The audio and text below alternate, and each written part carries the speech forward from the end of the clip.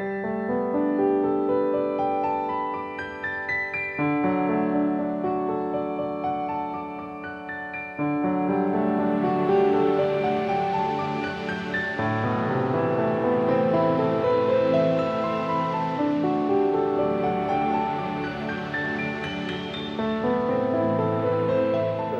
viewers, this is Naidu from Sturt University in Australia. Today we have Professor Belinda Tynan from University of New England in Australia talking with us. Belinda, welcome to India. I know this is your first time in India, and we'd be interested in your perceptions of India and perceptions of distance education generally in this part of the world and elsewhere as well. But before we get to that, please tell us a little bit about yourself and your work in distance education. Oh, thank you, Son. Thank you for the invitation to do this as well. It's an honour to be here. I've been sort of working around the edges of online learning and e-learning now for about 10 years, and I've been at the University of New England now for 5 years. So my perceptions and views around distance education have gone on somewhat of a journey, I guess. Working within an institution which has as its main focus distance education really begins to shape how you think about distance education and what it can do and what it can be and what the possibilities are. It's been very interesting here at the conference actually to see people talking about the different generations of distance education. And the University of New England, like Sturt University and University of Southern Queensland and the other providers in Australia, we all started from that correspondence base. We were creating packages of materials and sending that out to our students in far-flung places. Australia is a big place, so there are many rural and regional students who can't travel to urban centres, so distance education is a solution for those people. We're finding increasingly though at our university that our students are not just those people who are in areas that can't reach an urban centre, but rather they're people who are professionals who are working in cities or people who are trying to upskill or change their careers, and they're mature age learners. So the average age of a student at our university currently is around 35 years of age. And so that actually impacts on the design of the learning and how we work with those students and connect with those students. Where do you think is the greatest potential in impacts of distance education? If you were to single a few out, let's say. I think it's definitely there is an enormous unmet demand around the world in all sorts of places for education, you know, just basic education even. And it still seems to me that distance education has the potential to work in those areas more concretely. And I think what has been interesting for me when I talk to different people is there have been lots going on in all sorts of places, and it's been going on for a long time, so it's not like distance education is that new. I think maybe as a newcomer, maybe what I might bring as a different view is that I have grown up in a technological age, that I understand how technology is working because it's integrated to my life. So the use of mobile technologies and, you know, the iPads and the Samsungs and whatever they are and the mobile phones offer new opportunities for how distance education could work. And I think also that the new generation are not talking about distance education as something you provide or give, but something that's much more interactive and it's more blended. In fact, the lines are blurred, and I think for me that's a great confusion in our field currently, is that we don't have an adequate definition anymore. What does distance education mean now in our very digitally driven society? What does it mean? And I think the meanings are shifting. You're obviously very well known in Australia. You're doing wonderful work in Australia, and I think that the DE Hub is a very unique initiative in terms of how models of operation can work in promoting distance education agendas, but not necessarily distance education. What contribution can the distance education models can it make to international development, especially in the developing world? I know now that you're in India, you're meeting a lot of people, SEMCA for example. Tell us a little bit about your intentions there, your work with SEMCA and your work in the Maldives. I hear you're doing some work with, how does it fit into the promotion of your agenda or the agenda of DE Hub? The models that we have in Australia and the sorts of things we're doing, what we're finding has been most interesting when talking with international colleagues is really just the exchange. People are curious, well, how do you do that? Or we do this, or you do that. And so you're spending a lot of time uncovering the similarities in what you do, the differences in what you do, and trying to understand the different problems.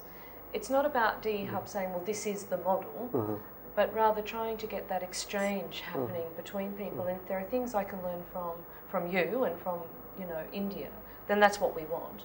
And if there are things that we have that are interesting and you'd like to know, we can share that too. So it's finding those points of connection. I think the huge challenge here, compared to what I see in Australia, and you asked me about my perceptions before, the sheer numbers. The numbers that the teachers are dealing with here in India compared to Australia, it's, we are just a little drop. So that actually opens the door for us to be more challenged about what we're doing in our models. We're incredibly privileged in the way we deal with it, our education. So understanding in India how to deal with that vast scale of people. But where do you think the most meaningful contributions are in relation to the impact that Australian educators and distance educators can have in the developing world, in Asia, in Africa, where the challenges are enormous, where the numbers are so large? I know. So what can we do? How can we engage? Well, I think certainly the way we've been approaching it in DE Hub is more about it's getting to know people and talking to people. It's re-engaging with what's happening and understanding the context. And I think that for me is it's one of the most important things. You can't plant a model or an idea. It has to come from discussion and deep understanding, culturally deep understanding. Getting a deep understanding of the culture, how that sits within the wider politics of the society, and society desires and aspirations. So for me, and I think for the Hub really, it's about understanding that more deeply before we could probably begin to say, well, what could our contribution be?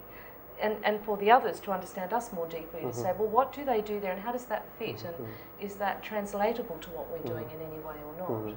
And the other thing is, I think that probably, as a developed country, that we have access to resources that, places like India and South America, etc., may not have. So is there opportunity then to connect through grants and those sorts of opportunities to work together to do meaningful projects, and this is one very small thing that, in fact, this is not a DE Hub thing, this is a UNE thing. We were approached, well, Commonwealth of Learning had visited us and we were talking about how we could get more engaged. And just a very small project arose, and it's a project in the Maldives with solid-state computers and working with children in the 3rd grade so that they can have access to resources. And so we've spent a very small amount of money helping support that project. And I'm going to meet the Minister later on, so I'm very excited to hear how that's progressing. But they're just small ways to contribute at this point that might lead to bigger things. I want to focus your thinking on your perceptions of conceptions of distance education. People have different conceptions of distance education, and people equate distance education with various other forms of education, such as e-learning, flexible learning, online learning. And in the developed world, in the developing world, those conceptions differ. As an academic leader, can I ask you to sort of reflect on that, and where do you see the meaningful conversations taking about those conceptions, or whether there are boundaries or there aren't any boundaries? Talk about that for a little while. I think it's complicated. It goes back to that when I was saying about the definition. How do you define what is distance education? How do we define it? And the more we look at that, I think context cannot be ignored. And so distance education is quite often defined as part of the context. The perceptions of distance education, it appears to me, still seem to sit around a transmitting or a delivered model of something. You deliver something. And I think what's changing and confusing that model is access to technologies and mobility and connectedness. And so the models of just pushing or distributing, I think that they miss an opportunity with the new layers of connectedness to create a model of distance education that is both lots of peer integration, interaction, and teacher interaction. Is it the same world over? Is it the same in the Western world, the developed world setting, and the developing world setting? Well, I think that is quite an interesting question, because we're going through very deep changes at our university, as I believe the others are in many ways too. Moving from that kind of transmitted model of correspondence and shifting it into the online environment, what we tend to see happen is people just pick up what they've done before, drop it into that space, and suddenly it becomes e-learning because it's online. So the challenges there still in terms of using the technology to enhance the learning experience or the design of the learning experience, there's still a long way for us to go, I think. And the strategies in the Western world, or at least the developed world, presumably needs to be different from the strategies that you would want to use in a developed world setting. Oh, absolutely. Because of the resources and the context, isn't it? Well, context is the big thing, is what I'm saying, and scale. I could suggest, well, at UNE we do blah, blah, blah, but we've only got 18,000 students. So if you wanted to scale an interactive online model of learning for 250,000 students, and you don't have enough teachers to interact and can't afford it as a model, then you adjust the distance education model to the context. The point that I think I was partly getting at is the inappropriate and unfair sometimes comparisons that are being made between distance education methods and approaches and face-to-face education. Well, we could argue very much that there is not that much difference really, and there's now a lot of evidence out there that is suggesting that distance education actually is a better learning experience for students than a face-to-face interaction. If you just take it at a very fundamental level around materials and content, a lot more thought has to go into materials and content right up front. You're not standing up in front of people just delivering a lecture as such. You have to have thought about a whole learning experience. Not to say that face-to-face doesn't do that, but I think the barriers are coming down. That the face-to-face learning experience is not the be and end all as it was before.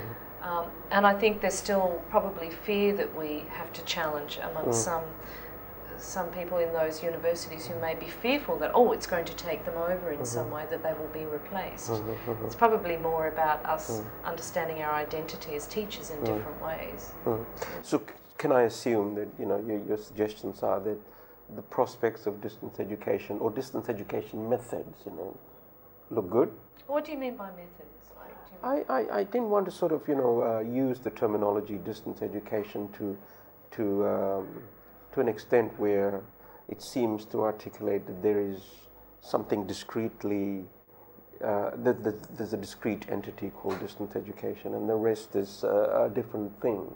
So I prefer to use the terms distance education methods to allude to a number of things that relate to the separation of learner from the learning organization and asynchronous interaction. Look, it could and be those time sorts of for a things. new definition. Yes. See, this is what I'm talking about. I had to ask you, what did you mean by methods? And your particular understanding is one understanding of how to interpret that. Maybe we need new definitions. Maybe it's about a flexible learning. Maybe it's not about it's face-to-face here and it's distance education here, but it's something that sits in amongst all. And of course, as editor of a journal, I find that the American agenda, which equates distance education with online learning, e-learning, I know, is driving perceptions. And it's a huge confusion to people, is understanding the subtleties about what those things might mean. And we're now seeing terms emerge like it's a flexible learning experience, it's a blended learning experience as well, which is also confusing all that, which means that even if you're an on-campus student, you're still engaging with virtual learning environments as part of your study. It's not like you're not engaging with that either. You have an e-learning experience as part of your learning experience. So how do we define that? Well, the challenges look immense. The prospects look good. Yes, absolutely. And we appreciate you talking with us. Thank you very much, Belinda. It's my for pleasure. talking with the Commonwealth of Learning. Thank you.